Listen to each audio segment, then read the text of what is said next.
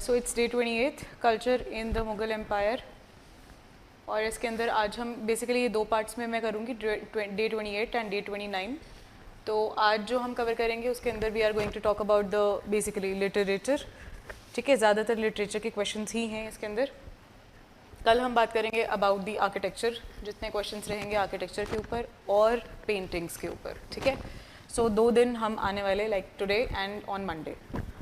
So the first question here is, why should the 16th century be regarded as the period of Indian Renaissance? So Indian Renaissance जो है वो काफ़ी एक decorated term है जो use होती है हिस्ट्री ऑप्शनल के अंदर with respect to basically the modern history part।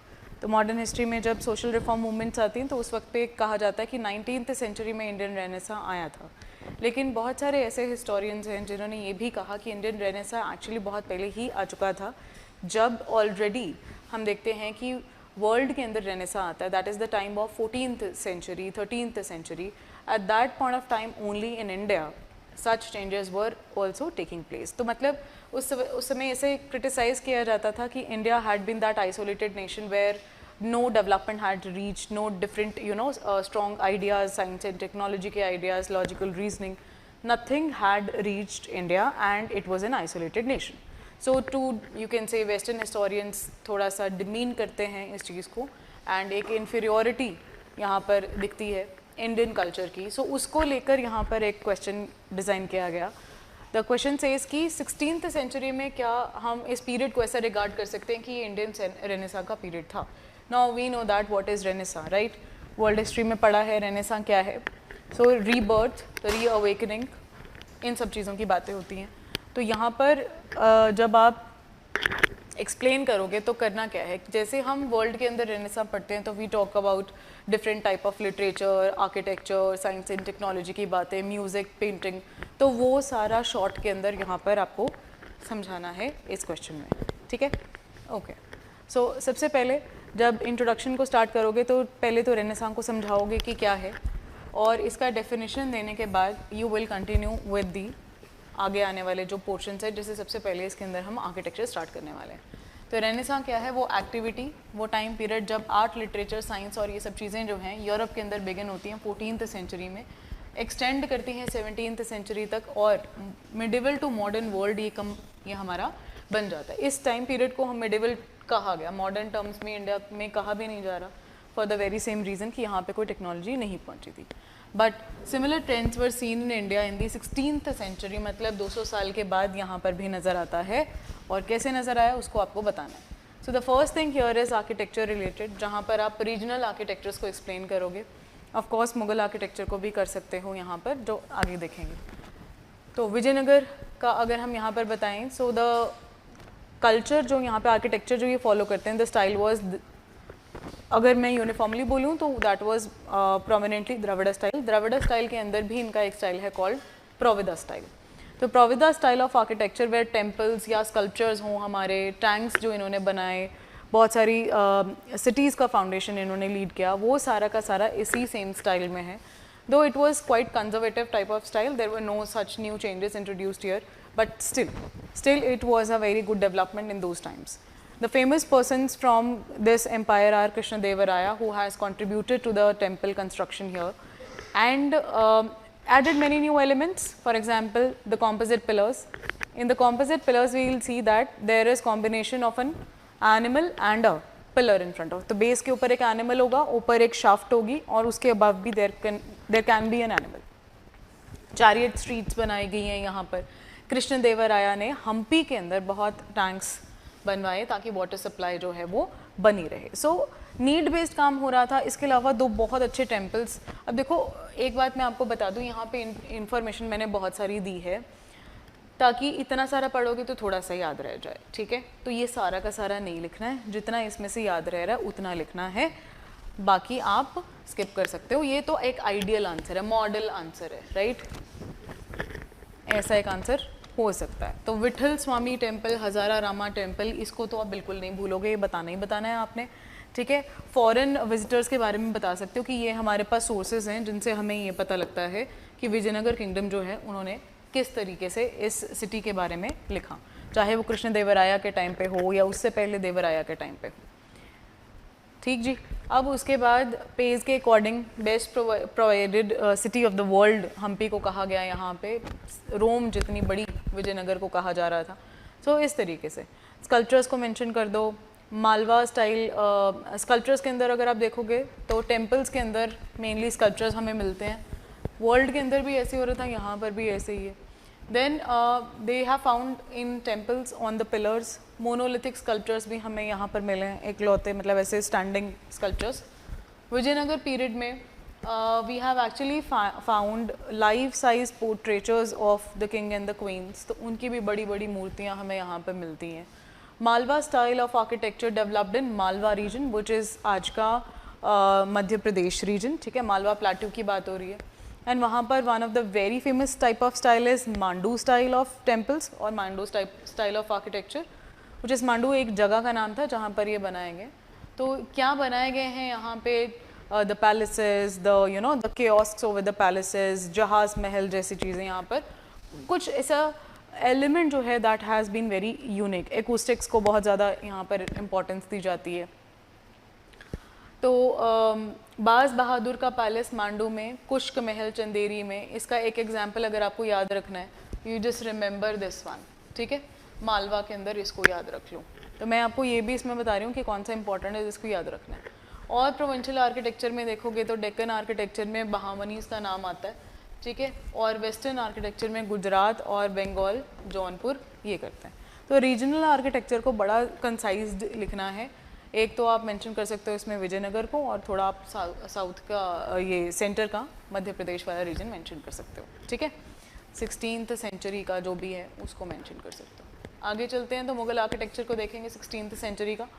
तो यहाँ पर जब आप देखोगे तो you will find that the tribute style and आर्कविट स्टाइल दोनों को इसमें यहाँ पे यूज़ किया गया। पहले तो स्टाइल बता दो, फिर यहाँ पर बात करो कि क्या क्या बनाया गया। यहाँ पे फोर्ट्स, पैलेसेस, गेट्स जैसे कि बुलंद दरवाज़ा एग्जाम्पल, पब्लिक बिल्डिंग्स, दीवाने आम, दीवाने खास, है ना, सराय बनाए गए, हमाम, bathing places, mosques, baolis, everything. ये सारा जो था मतलब चाहे वो फॉर द कोर्ट हो, like for the royal family, या फॉर द जनरल पब्लिक हो, दोनों ही तरीके से बनाया जा रहा है।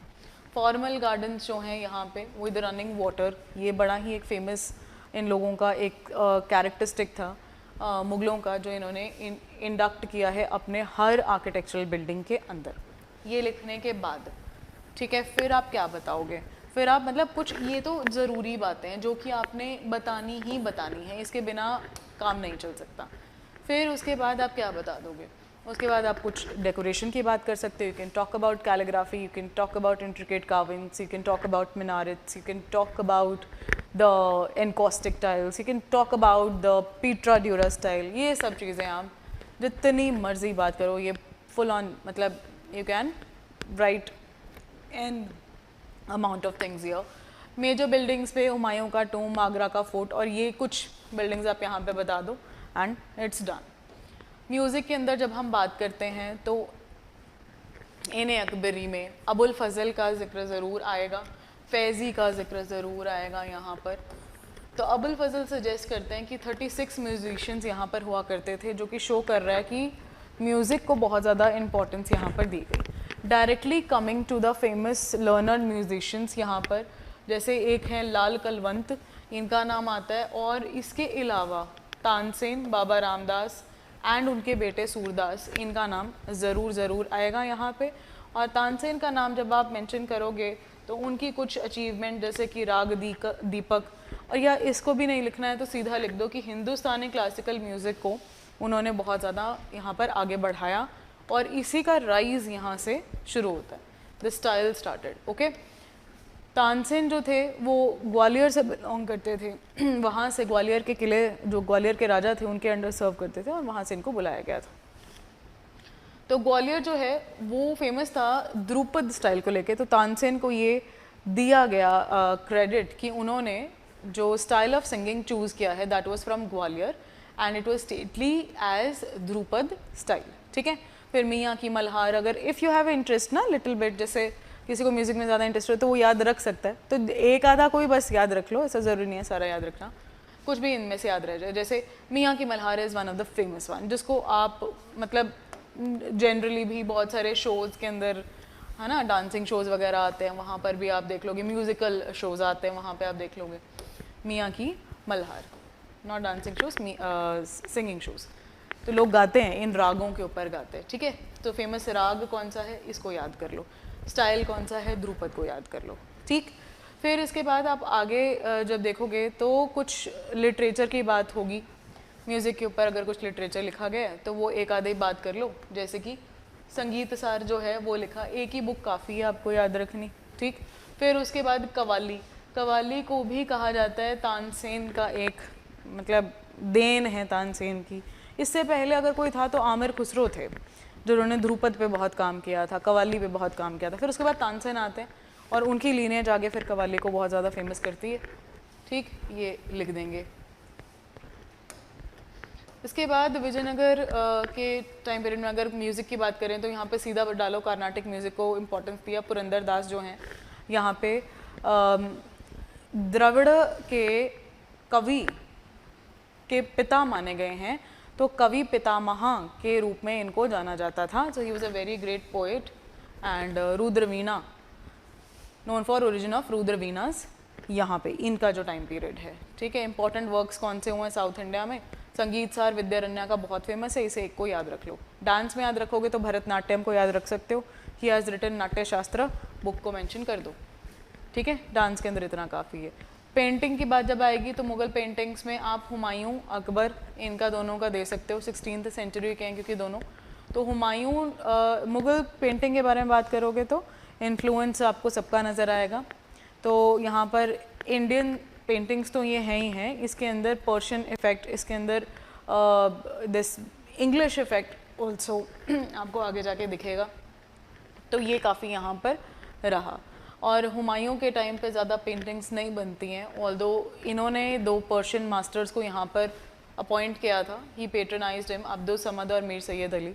बट सिंस हुमायूं का टाइम पीरियड कुछ ज़्यादा लंबा नहीं है तो वो अकबर के टाइम पर जाके कंटिन्यू करते हैं। So emergence of the Mughal school of painting, distinct from all different styles, यहाँ पर आता है। नैरेटिव पेंटिंग्स बनती हैं, this is now the main thing, ठीक है। नैरेटिव पेंटिंग्स अकबर के टाइम पे बनती हैं, एक अलग से डिपार्टमेंट ये बनाता है, वो लिख दो। बाबरनामा, तारीख़ अल्फ़ी, ठीक है। एक तूतीनामा जो है, दिस इज़ वेरी फेमस, इसको याद रख लो, बाबरनामा को याद रख लो, काफ़ी है। Large number of Persian literature जो है यहाँ पे ट्रांसलेट भी होता है, और पेंटिंग्स जो हैं उसके ऊपर बेस्ड बनती हैं, पर्शियन इलस्ट्रेशंस जो हैं वो बनती हैं। ऑल्सो मिनिएचर पेंटिंग के बारे में यहाँ पर लिख देना है, ठीक है। कारखाना एक स्पेशल बना है जिसको तस्वीर खाना कहा जाता था, यहाँ पेंटिंग्स बनती थी। तो ये शो कर रहे हैं हम लोग कि काफ़ी ज़्यादा यहाँ पे इस कल्चर को, इस आर्ट को प्रमोट किया गया है, पेट्रनाइज किया गया है। यूरोपियन पेंटिंग्स में इंट्रोड्यूस करी जाती हैं, तो पोर्चुगीज़ प्रीस्ट्स यहाँ पर आते हैं, तो इसीलिए मैंने आपको कहा कि एक यूरोपियन इफ़ेक्ट जो है आपको पेंटिंग्स में दिखाई देगा। हाँ, अच्छा, क्या है इसके अंदर थीम्स, अगर थोड़ा बहुत लिखना चाहते हैं, वैसे इतनी ज़रूरत नहीं पड़ेगी क्योंकि आप एक ओवरऑल आंसर लिखने जा रहे हो, तो आप 1-1, 2-2 लाइन्स के अंदर इसको एंड कर सकते हो, ठीक है। पोर्ट्रेट पेंटिंग स्टार्ट होती है जहांगीर के टाइम पे, उनका आप मेंशन कर सकते हो यहाँ पर, और दैट इज़ इट, इतना काफ़ी है, आगे ज़्यादा कुछ पेंटिंग में होता नहीं है, ठीक। 2 dimensional effect, 3 dimensional effect, this 4 cited, ये सारी चीज़ें जो हैं आपको मुग़ल पेंटिंग्स में मिलेंगी। तो ये थोड़ा थोड़ा उनके स्टाइल के बारे में ज़रूर बताना है, बिकॉज रेनेसा में उसी चीज़ को बोलूँगी कि जब मुझे नया कुछ दिखने को मिल रहा है, something new, something you know, rebirth of the paintings, ऐसा समझो, ओके। सो वी एक नया अवेकनिंग, एक न्यू स्टाइल ऐड होने जा रहा था। प्रोविंशियल पेंटिंग्स में बात करोगे, यू कैन अवॉइड ऑल्सो, पर अगर लिख रहे हैं तो थोड़ा एक आधा लिख सकते हैं, जिसके अंदर बीजापुर और गोलकोंडा की पेंटिंग्स जो हैं, अहमदनगर, बीजापुर, गोलकोंडा की पेंटिंग्स ज़्यादा फेमस रहेंगी, ठीक है। तो इसके अंदर सीधा you can mention just that कि पोर्ट्रेट्स और इलस्ट्रेशंस जो हैं वो यहाँ पर बनाई गई हैं, ठीक। आगे वैसे दिया हुआ है, इब्राहिम आदिल शाह जो हैं बीजापुर के, उन्होंने यहाँ पर पेंटर थे, वो खुद कैलीग्राफिस्ट बहुत अच्छे थे। फिर 16th सेंचुरी में there had imagine new tradition of painting Ahmednagar और बीजापुर में, जिसको रागमाला पेंटिंग्स कहते थे। और रागमाला पेंटिंग्स जो है वो राजस्थानी पेंटिंग्स में भी आपको बहुत ज़्यादा मिलेगी। फिर राजपूत पेंटिंग्स को आप एक्सप्लेन कर सकते हो, मिनिएचर पेंटिंग्स है, बुकल एक्सट्रेशंस हैं, ठीक है, म्यूरल्स फोर्ट्स के ऊपर बनाए गए। थीम क्या है लिख दो, ये नया चीज़ आती है यहाँ पे। सोशल लाइफ को बहुत दिखाया जाता है, मुगल इन्फ्लुएंस यहाँ पे नज़र आएगा। प्रिंसिपल स्कूल्स के बारे में बता सकते हो, you can avoid that also, ज़रूरी नहीं है यहाँ पे। विजयनगर के अंदर आप क्या बताओगे अगर पेंटिंग में बता रहे हो तो जस्ट दैट जो पेंटिंग्स हैं, they are part of temples only, ठीक है, कुछ अलग से नहीं बनाया गया है, टेम्पल्स का पार्ट थी, वहाँ पर बनाई गई। साइंस एंड टेक्नोलॉजी में हमने लास्ट क्लास के अंदर किया था, बहुत सारी जो इन्वेंशंस हैं वो हुई हैं यहाँ पे। तो invention of cart meal, saltpetre, artillery, है ना, musket, ships camel if you understand, जैसे बोट होती है ना, बोट का शेप होता है ऐसे करके, एक कॉन्केव शेप के, कॉन्वेक्स शेप के अंदर होती है, उसके साइड में ना कुछ बॉक्सेस को ऐड कर देते हैं ताकि उसका जो बॉयंसी फोर्स है वो बॉयंसी थोड़ी इम्प्रूव हो सके और फ्लोट कर सके अच्छे से शिप, ठीक है। तो ऐड बॉक्सेस ऐड किए जाते हैं साइड में, अंदर का एरिया ऐसे ही रहता है, दिस काइंड ऑफ, ठीक है, ऐसे कर्व्ड रहेगा अंदर वाला, लेकिन साइड में उसके कुछ एडिशंस कर दिए जाएंगे आउटर स्ट्रक्चर के ऊपर ताकि वो फ्लोट होती रहे, तो उसको शिप्स कैमल कहते थे। ओके, सो मॉन्यूमेंटल वर्क्स यहाँ पर क्या क्या हुए हैं, डैम की बात कर सकते हो, फतेहपुर सिकरी में बहुत काम हुआ है जी। आयरन नेल्स और क्लैम्प्स का यूज़ होना शुरू हो चुका था बोट्स के अंदर, पोर्चुगीज़ यूज़ करते थे, तो हमने भी सीखा उनसे। फिर साइंस एंड टेक में और बात होगी तो मैथमेटिक्स के ऊपर आप बात कर सकते हो। मैथमेटिक्स पे जब आप बात करोगे, सो व्हाट यू कैन से here, you can mention about the translations, जो कि यहाँ पर आप देख पा रहे हो कि होंगी किसकी। एक बुक थी जो फैज़ी ने लिखी है, भास्कराचार्य, फैज़ी ने ट्रांसलेट की है, भास्कराचार्य की बुक थी, नाम है उसका लीलावती, तो उसकी ट्रांसलेशन का काम इन्होंने किया, ठीक है, ये आप कह सकते हो। और इसके अलावा और भी ट्रांसलेशंस हैं बट नॉट नेसेसरी हियर। कौन सा लिटरेचर का क्वेश्चन है, लिटरेचर में हम बहुत करेंगे आगे। रिलीजन और सोसाइटी के अंदर बहुत बदलाव देखा गया, भक्ति मूवमेंट को यहाँ पर मेंशन करो, टॉलरेंस टुवर्ड्स सेक्ट्स मेंशन करो, विजयनगर के रूलर्स ऑल्सो ये काम करते हैं, लिबरल पॉलिसी अडॉप्ट करी जाती है, ठीक है, that was also one of the thing. Women का सोशल लाइफ के अंदर इंप्रूवमेंट होता है, रोल इंपॉर्टेंट हो जाता है। भक्ति सूफी मूवमेंट अदरवाइज मेंशन करोगे तो कुछ लीडर्स को मेंशन कर सकते हो, ठीक है, कुछ सूफी मूवमेंट को भी यहाँ पर इन्वॉल्व करोगे आप, ठीक है, लीडर्स के नाम थोड़ा बता के।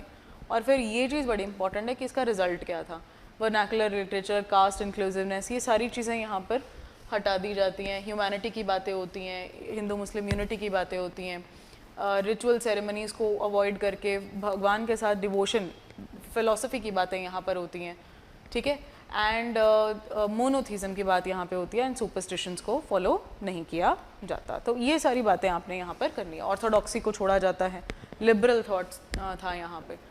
अकबर के अंडर रिलीजन की बात दीन इलाही के फॉर्म में कर सकते हो कि उसने कुछ best elements of the different religions को मर्ज करा और एक अपना यहाँ पर कॉन्सेप्ट स्टार्ट किया था ऑफ दिस दीन इलाही, ठीक। Then after that Mahzar, which is the attested statements signed by 7 ulamas, was issued in 1579 and it was the first effective declaration of Sulh Kul, ठीक है। तो ये मेंशन कर सकते हैं महज़र के अंदर, बेसिकली वो ये कहते हैं दैट यू नो आज से the king is the actual spiritual force, तो उनका यहाँ पर सुलह कुल को डिक्लेयर वो यहाँ पर करते हैं इसमें कि आज से ये होगा। इबादत खाना बनाया उन्होंने, लिबरल पॉलिसीज़ उन्होंने यहाँ पर करी, उसको आप मेंशन यहाँ पर कर सकते हो कि जो उन्होंने किया इसके बीच में। फिर लिटरेचर लैंग्वेज की बात जब होती है तो इस लिटरेचर लैंग्वेज में क्या मेंशन कर दोगे, पर्शियन में क्या क्या काम हुआ है, एक एक लाइन में। हिंदी में कुछ काम हुए हैं, जैसे कि आप यहाँ पर देखोगे तो पर्शियन लिटरेचर में आगे भी हम डिटेल में करेंगे, स्पेशल डिपार्टमेंट ट्रांसलेशन का ये सेटअप करता है, बहुत सारी किताबें पर्शियन के अंदर ही लिखी जा रही थी। हिंदी के अंदर देखोगे तो हिंदी के जो डायलेक्ट्स हैं, ब्रज भाषा, अवधी, इसके अंदर काम हो रहा था, खड़ी बोली में कबीर दास जी लिख रहे थे, ठीक है, ये हो गया। फिर उसके बाद अवधी का डायलेक्ट हो गया, ब्रज भाषा का डायलेक्ट हो गया, ये सब। संस्कृत के अंदर you can mention about this बाण भट्ट कादम्बरी, इसको मेंशन कर सकते हो। इसकी जो कमेंट्री थी वो लिखी जाती है बाय भानुचंद्र एंड सिद्धचंद्र, ठीक है। Akbar sponsored translation of many Sanskrit works, तो आप वो चाहे रहने दो, लेकिन ये ज़रूर याद रख लेना रामायण और महाभारत का ट्रांसलेशन हुआ, ठीक है, संस्कृत का काम ये होता है। साउथ इंडिया में मतलब कुछ लिखा नहीं गया, ट्रांसलेशन ज़रूर हुई है। साउथ इंडिया में संस्कृत लिटरेचर जो था उसको पेट्रोनाइज किया जाता है, और संस्कृत स्कॉलर एक यहाँ पे अप्पय्या दीक्षित नाम के पर्सन हैं जिनको पेट्रोनाइज किया जाता है। You can just write a few example. Vernaculars में डिफरेंट लैंग्वेजेस हैं जिनको यहाँ पे पेट्रोनाइज किया जा रहा है. तेलुगु में मुक्तमल्यदा ऑफ कृष्ण देवराया is one example, that's enough. Kannada के अंदर you can mention about Jains का कंट्रीब्यूशन जो है यहाँ पे, उसको कर सकते हो. फिर आप यहाँ पर मेंशन कर सकते हो अबाउट मलयालम के अंदर ज़्यादा लिखने का मतलब याद इतना रखने का नहीं है. ये एक ही पर्सन है जिसका नाम आप याद रख सकते हो, चेरुसेरी नंबूदरी. ठीक है. उर्दू के अंदर दखनी जो उर्दू है वो देखो एक रेखता है एक दखनी है, तो उसके अंदर काम हुआ है डेक्कन के अंदर, तो कुतुब शाहीज़ ने काम कराया, उसमें आप लिख सकते हो. पंजाबी के अंदर लिटरेचर आदि ग्रंथ टेक्स्ट है, अर्लीस्ट वन गुरु अर्जन देव जी यहाँ पर इसे कंपाइल करते हैं. गुरु नानक ने यहाँ पर रिटन रिकॉर्ड नहीं है खैर उनका कोई भी पंजाबी लिटरेचर में.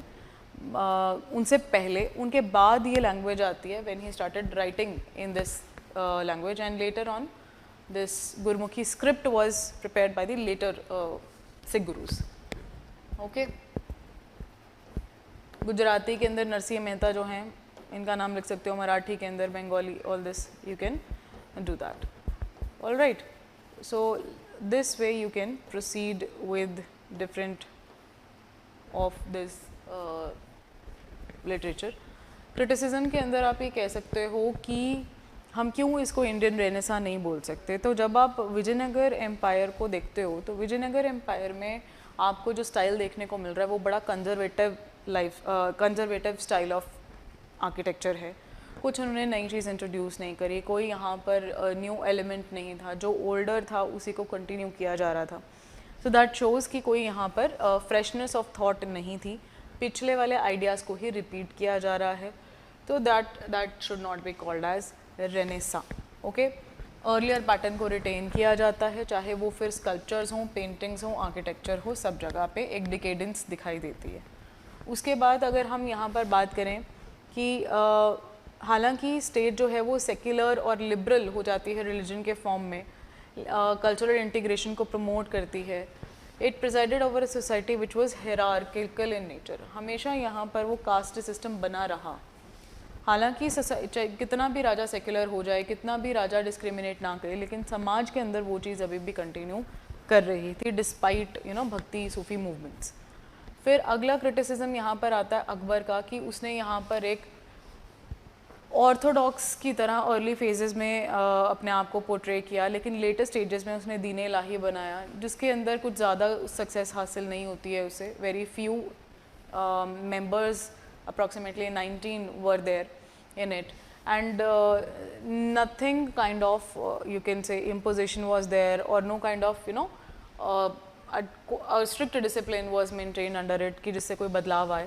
So it was quite a casual kind of concept, और confusion इसकी वजह से बनी रहती है अकबर के टाइम पे कि ये concept actually था क्या. तो फिर ये प्रॉब्लम आई.